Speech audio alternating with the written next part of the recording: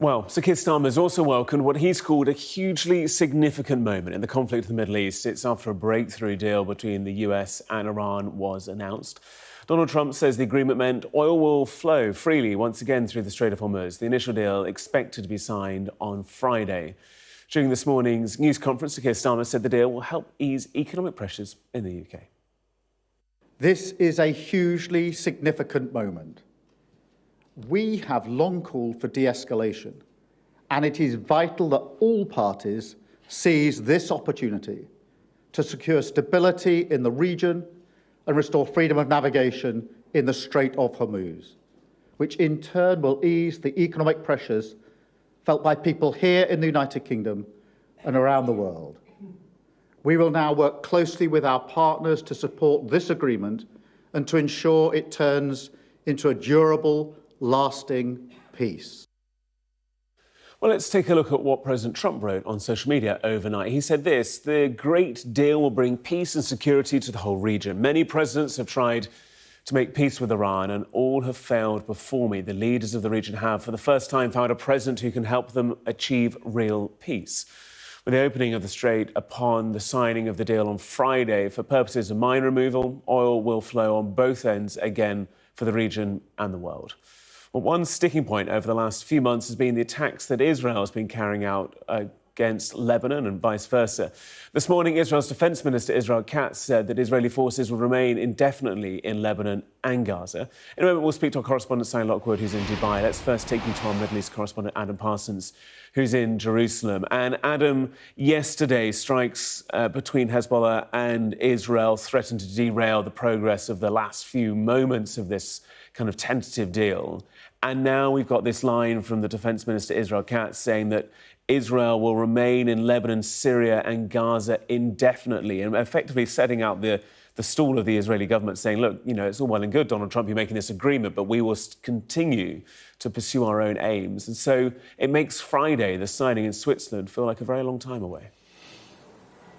It does, and I think it takes you into the reality of this. When you strip away a lot of the kind of froth and hyperbole about this agreement, there are really two or three things you have to focus on. Number one, where was the world before this joint attack by the United States and Israel against Iran some months ago? And the answer is that the Strait of Hormuz was flowing, shipping was going through there, and the United States said that Iran was a threat to the world because of its nuclear program, because of its huge arsenal of missiles, because of its funding to proxies like Hezbollah and Hamas, something that the Israelis agreed with heartily. Then if you fast forward to now, what's actually changed? Well, we have an agreement that is really, from an American perspective, focused on getting the Strait of Hormuz flowing again, which it was before the war started. But in talks about the nuclear program, well, they're going to happen after Friday. And as for the funding for these proxies, I don't even think that's in this memorandum of understanding. So from the perspective of having delivered on war aims, the initial reading of this memorandum is that it's not a success. And also when Donald Trump will have to compare this agreement against previous agreement dreamt up by Barack Obama, the one that President Trump cancelled. And I think a lot of scrutiny is going to be, are the Iranians actually under the thumb in terms of nuclear enrichment and nuclear weapons programs more than they were before? Well, that's to be decided. But in terms of Israel's position, well, it's this. Israel says Iran was an existential threat to us, and its proxies were also a threat to us. Has anything changed on that front? From an Israeli perspective, it doesn't look like it, which is why it's not just the Defense Minister, Israel Katz, who is talking about indefinitely remaining in Lebanon and Gaza, notably. I think what this deal has done is unite the Israeli political establishment in a way that just about nothing else has.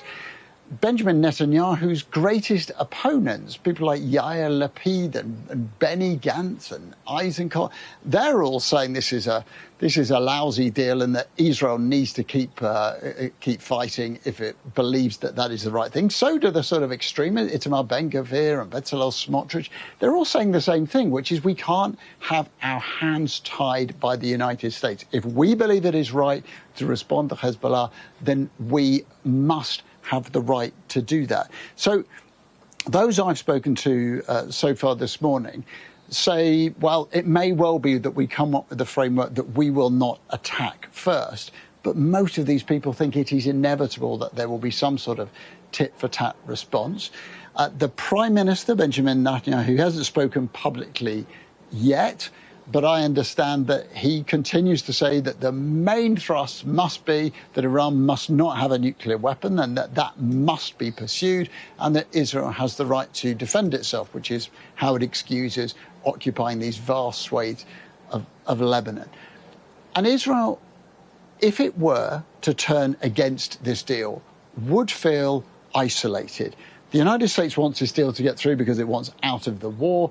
The rest of the world outside of Iran wants this deal to go through because they've seen the economic impact of rising oil prices and the closure of the Strait of Hormuz. Iran feels that it has exerted pressure and stood up to the world's greatest superpower and looked them down. All of these people, to some extent or other, want a deal, even if some of the Iranian sort of hardliners think that they're giving America too much. Israel at the moment is the one country that says, no, we think this is binding our hands, we're not happy with this deal. And there is a significant risk that in this year, a year of an election, when, of course, rhetoric will become louder and potentially much more focused on maintaining troops in battlefields, there is a chance that Israel could be more isolated than it has been probably for a decade. Adam, joining us live in Jerusalem. Good to have you with us. Thank you. Let's bring in Sally, who's in Dubai for us. And Sally, Adam's line there, many people will be thinking, where was the world before this attack? And that surely will be the thoughts of, you know, the leader of Saudi Arabia, Mohammed bin Salman, or the Al Thanis of Qatar, or the president of the UAE going, well, look, before the 28th of February, we had relative peace, prosperity and economic success. And so this line from President Trump, and I kind of am rereading it here, the leaders of the region have found for the first time a president who can help them achieve real peace. Surely those leaders will be scratching their heads a little bit at that sentence. Yeah, certainly. The leaders of Gulf states were actively trying to discourage the US from attacking Iran and from starting this war in the first place. This is a war they didn't want, yet they have absorbed some of the greatest costs when you look at how they were attacked on a daily basis for weeks, the damage to not just critical infrastructure, but civilian infrastructure as well as military assets, and just how much it's shaken not just the security of these nations, but also impacted their economies. That said, this agreement has been largely welcomed by Gulf states, who would much prefer to see any sort of agreement, no matter how limited, than open conflict or even this controlled tension that we've seen through this very fragile ceasefire. But they will be all too aware that any breakdown in talks, any rise in tensions could once again start attacks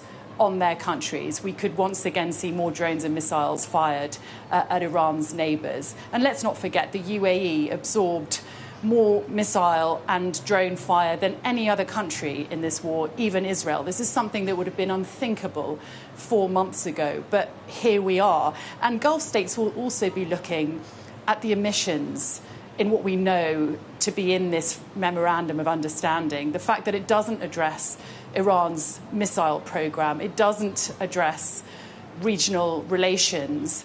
And a UAE official said to me that any future deal with Iran would have to include their missile program, because we've seen hundreds of ballistic and cruise missiles fired from Iran at their neighbours in the last 4 months, and this is something that is of real concern to regional security. And on top of that, the trust between Iran and its Gulf neighbours has been completely destroyed. A UAE official told me it will take decades to repair the relationship between the UAE and Iran, and that isn't addressed in this memorandum of understanding either.